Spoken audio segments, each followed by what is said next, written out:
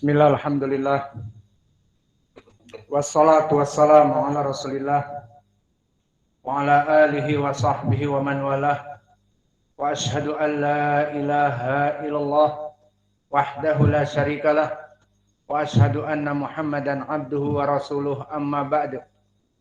Alhamdulillah, pada kesempatan petang ini, malam ke-20 Rabiul Awal, 22 Rabiul Awal 1443 Hijriah, kita lanjutkan kajian di Fakultas Ilmu Fiqh dalam pembahasan kitab Umdatul Ahkam, yang mana pada kesempatan hari ini kita masuk kepada bab yang terbaru, bab mawaqitus shalah. Maka alhamdulillah sekitar 2 pekan atau lebih telah kita selesaikan kitab Taharah. Maka sekarang kita masuk kepada bab yang baru, dan kitab yang baru, kitab tentang shalah, dan masuk kepada bab mawaqitus shalah, bab masuknya waktu-waktu salat. Maka alhamdulillah kita dimudahkan oleh Allah untuk terus melaksanakan thalabul ilm. Dan ini adalah kenikmatan yang besar yang Allah berikan kepada kita, sehingga kita bisa terus-menerus menuntut ilmu tanpa ada libur, kecuali memang yang syar'i seperti hujan dan juga sakit dan sebagainya. Maka alhamdulillah kita bisa terus-menerus menuntut ilmu. Maka masuklah pelajaran kepada pelajaran yang lain, masuklah dari kitab kepada kitab yang lain, dan masuklah dari bab kepada bab yang lain. Maka pada kesempatan malam ini kita masuk kepada Kitabus Shalah. Telah selesai dari pembahasan At-Taharah. Dan Kitabus Shalah di sini, kitab adalah kumpulan yang luas, terdiri dari bab-bab dan fasal-fasal. Maka di sini kita masuk di bawahnya kepada bab mawaqitus shalah, bab tentang waktu masuknya salat. Maka sebelum itu barakallahu fikum, ketahuilah ya ibadallah, bahwa permasalahan salat yang diwajibkan kepada Allah bagi seluruh manusia,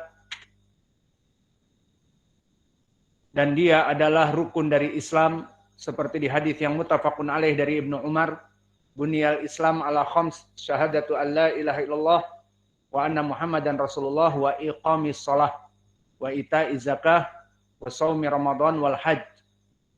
Maka di dalam hadis yang muttafaqun alaih ini disebutkan bahwa rukun Islam ada 5. Maka dari rukun Islam yang kedua setelah syahadat adalah salat. Dan salat ini barakallahu fikum, barang siapa yang menegakkannya maka tegaklah Islam padanya. Dan barang siapa yang tidak menegakkannya maka Islamnya tidak akan tegak, bahkan runtuh. Meskipun dia bersyahadat tetapi tidak salat. Meskipun dia puasa Ramadan tetapi tidak salat. Meskipun dia membayar zakat dan naik haji tetapi tidak salat, maka salatnya runtuh. Dan yang rajih dia adalah kafir, keluar dari Islam. Sesuai dengan hadis yang diriwayatkan oleh Jabir ibni Abdullah, fa'inal ahad baina syirik wal kufur wal Islam tarkus salah. Bahwa sungguhnya perjanjian dari perbedaan muslim dengan kafir dan musyrik adalah dengan salat. Maka orang yang meninggalkan salat, dia adalah orang yang keluar dari Islam.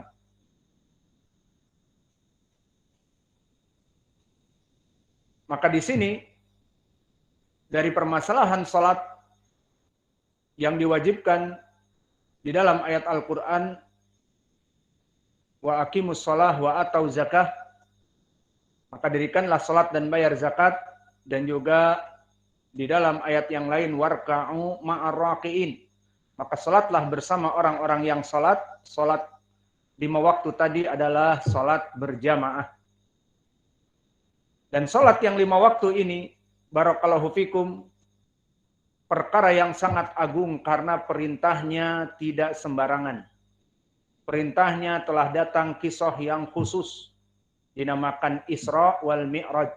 Di hadis yang muttafaqun alaih dari berbagai sahabat menceritakan bagaimana Nabi di saat diturunkan perintah sholat ini diisrakan dari Makkah ke Filistin. Isra maknanya perjalanan malam. Minal Masjidil Haram ilal Masjidil Aqsa. Kemudian dari Masjidil Aqsa Nabi diangkat urija ila sama, dinamakan Mi'raj. Maka Isra wal Mi'raj. Isra diperjalankan malam dari Makkah ke Filistin. Mi'raj diangkat bertemu dengan Allah untuk apa? Diangkat ke atas untuk diperintahkan melaksanakan sholat. Dan diperintahkan melaksanakan sholat pertamanya 50 kali. Kemudian ditawar sampai kepada 5 waktu.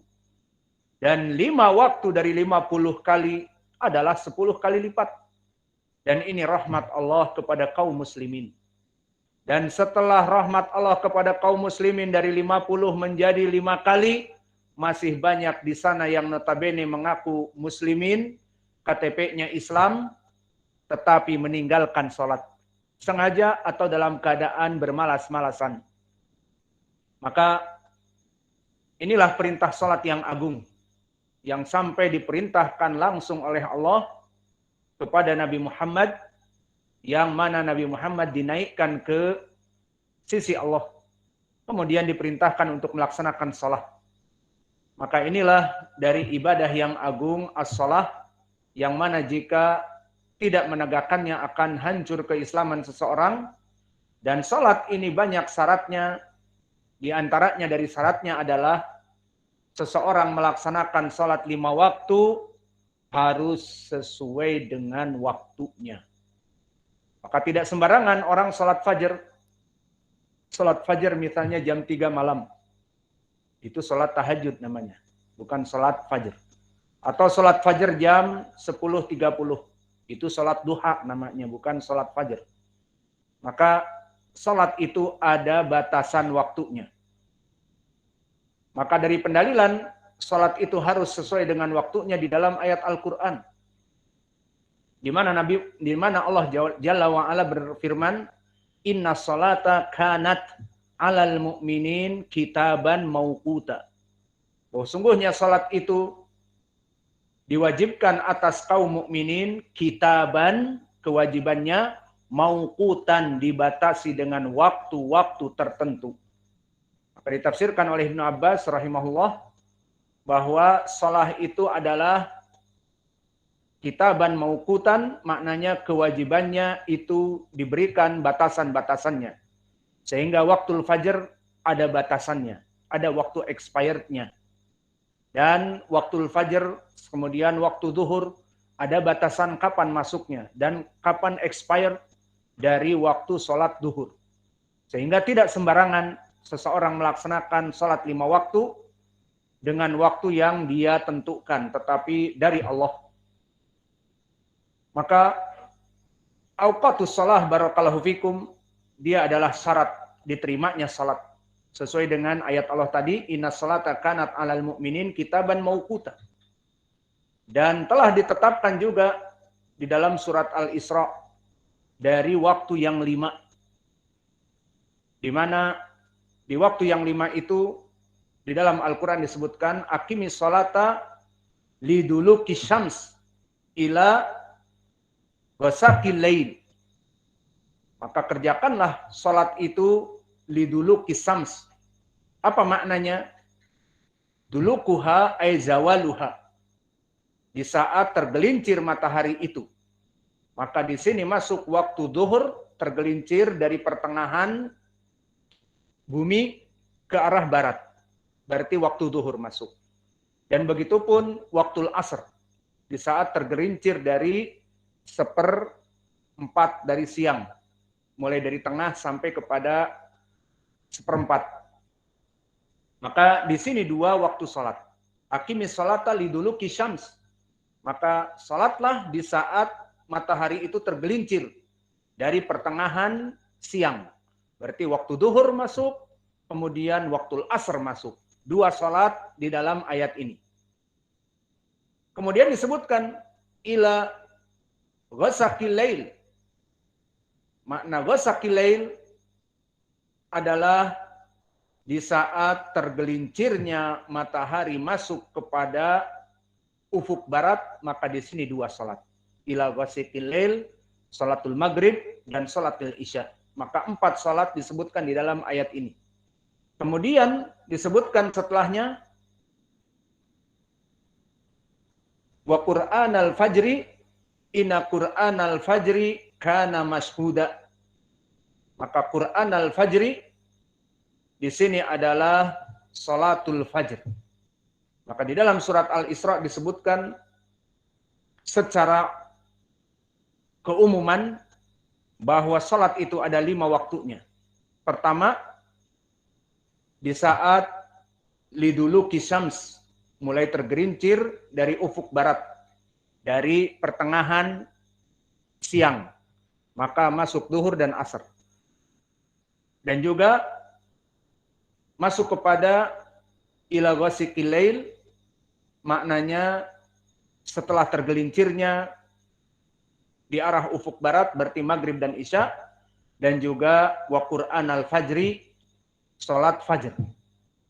Maka ini dari pendalilan ayat-ayat Al-Quran yang menjelaskan tentang waktu-waktu dari salat. Apapun dari hadis tentang masuknya waktu salat kapan akan kita pelajari di dalam hadis-hadis yang di hadapan kita. Maka barang siapa yang mempunyai HP ataupun smartphone bisa masuk kepada grup ataupun kepada kelas. Kita mempunyai ruang khusus di kelas, bisa dilihat dari PDF-nya. Silahkan masuk kepada Meet dari Google, maka kita mempunyai kelas yang berjudul kajian dan masraya seperti itu. Maka di sini kami cantumkan matan langsung dari Umdatul Ahkam, Kitabus Shalah Babul Mawaqit. Hadis yang pertama, An Abi Amr Asy-Syaibani wasmuhu Sa'ad ibnu Iyas. Maka dari Abi Amr Asy-Syaibani yang bernama Sa'ad ibnu Iyas, haddatsani sahibu hadhihi dar wa asyara biyadihi ila dar Abdullah ibn Mas'ud. Telah meriwayatkan kepadaku Abdullah ibn Mas'ud. Di mana Abdullah ibn Mas'ud bertanya kepada Nabi, sa'altu Nabiyya sallallahu alaihi wa ala alihi wasallam, ayul a'mal ahabbu ilallah? Qala as-shalah ala waqtiha. Aku bertanya kepada Nabi, salat apa yang paling dicintai oleh Allah? Dijawab oleh Nabi, as-shalah ala waqtiha, salat sesuai waktunya.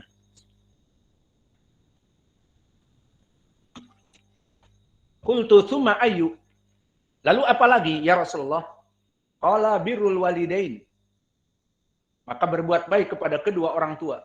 Qultu tsumma ayyun ya Rasulullah? Lalu apa lagi? Qala al-jihadu fi sabilillah.